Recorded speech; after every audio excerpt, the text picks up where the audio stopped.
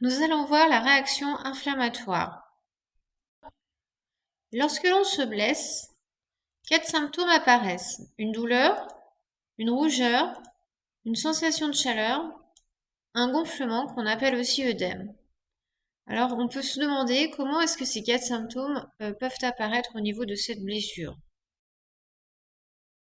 Paulus Cornelius Celsus, qui le premier a décrit cette inflammation en utilisant des termes latins, donc rugor, calor, tumor et dolor.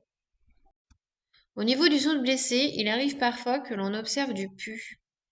Lorsqu'on observe ce pus au microscope, on constate qu'il est constitué d'un liquide, le plasma, celui qu'on trouve dans le sang, des bactéries, de micro-organismes qui sont entrés donc dans le milieu intérieur, et des cellules de type leucocytes, leucoblancytes, cellules les globules blancs, plus précisément ici des phagocytes.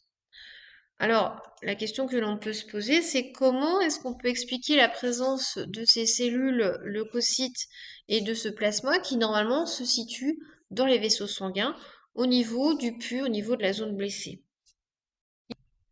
La poux est une barrière naturelle qui permet chez un organisme de distinguer le milieu extérieur du milieu intérieur. Le milieu intérieur est l'endroit où se situe le sang. Le sang est constitué d'un liquide translucide, le plasma, dans lequel circulent des cellules telles que les hématies, qu'on appelle aussi globules rouges, qui permettent de fixer le dioxygène, mais aussi les leucocytes, leuco pour blancytes pour cellules, c'est-à-dire les globules blancs, qui sont les cellules de défense de notre corps, et dans ces leucocytes, un type particulier, les phagocytes, dont on verra l'utilité plus tard. Les micro-organismes se situent dans le milieu extérieur.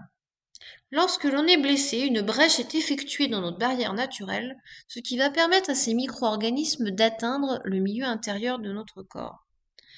Des cellules à proximité vont être capables de reconnaître ces micro-organismes comme étant des corps étrangers à l'organisme, et ce qui va induire, de la part de ces cellules, une production de substances qui vont agir sur la paroi des vaisseaux sanguins, qui vont s'écarter, ce qu'on appelle une dilatation. Cette dilatation va augmenter localement le débit sanguin, ce qui va être responsable de la rougeur et de la chaleur constatée dans la zone blessée.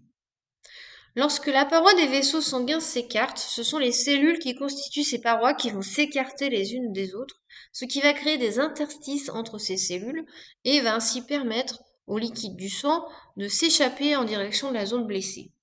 Le plasma va donc s'accumuler dans cette zone, ce qui va être responsable de la formation de l'œdème d'une part, et d'autre part, ce plasma va pouvoir appuyer sur des récepteurs nerveux sensoriels, ce qui va les activer. Ils vont ainsi émettre un message nerveux sensitif qui va être transmis via les nerfs au système nerveux central, qui va traduire ce message par la douleur. Enfin, les substances qui ont été émises par les cellules capables de reconnaître ces corps étrangers vont attirer les phagocytes en direction de la zone blessée. Ces phagocytes sont capables de se déformer et vont passer par les interstices pour atteindre la zone blessée et les micro-organismes, où ils seront capables d'éliminer ces micro-organismes par le biais de la phagocytose, qui fera l'objet d'une autre leçon.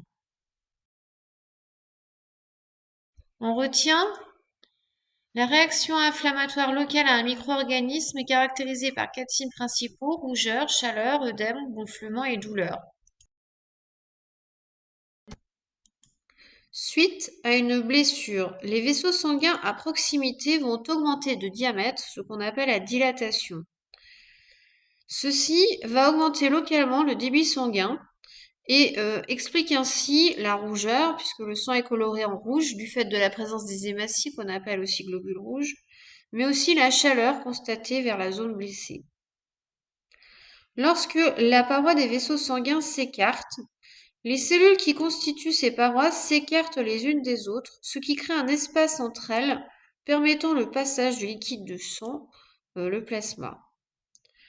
Le plasma va donc s'accumuler dans la zone blessée, créant ainsi un œdème, et appuyant aussi sur les récepteurs sensoriels nerveux qui vont être ainsi activés. Le message nerveux sensitif sera ainsi transmis au système nerveux central qui, lorsqu'il le traduira, donnera cette sensation de douleur.